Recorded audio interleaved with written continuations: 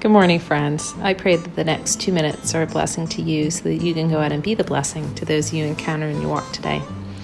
So we are going to jump right in, and we're going to jump right in because this book that I'm reading on Romans has, I kid you not, 5 chapters, very long chapters devoted to this one little verse. So this morning what we're going to do is we're going to focus on one word, righteousness. So Romans 1:17 reads, "For in the gospel, the righteousness of God is revealed." So to get started, I looked up what is righteousness. So righteousness is being acceptable, right? Being acceptable in God's sight, being free from guilt or sin.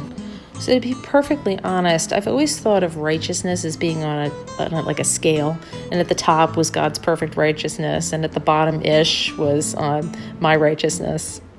And after reading a little bit about righteousness, this is actually like the opposite of how we should view righteousness. Like we should view human righteousness and God's righteousness as apples and oranges, not even to be compared to each other.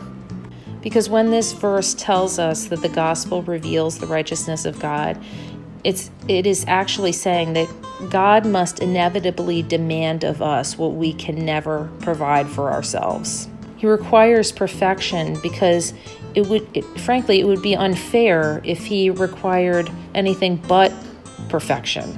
So just go with me for a second and imagine if God set some sort of condition for entrance in heaven that could be only met by a small portion of people, right? Because if God demanded a certain degree of intelligence, then it would be unjust to the people who aren't intelligent. If he demanded a certain degree of wealth, it would be unjust to people who didn't have that wealth. If it demanded moral righteousness, right, it would be unjust to those who were born with a nature or moral fiber that didn't have it.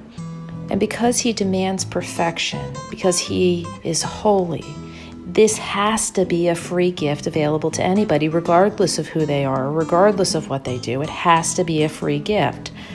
So today, if you don't already have God's righteousness, or you're relying on your own righteousness, self-righteousness, by the way, go ahead and ask for it. It's free. And that literally is the good news.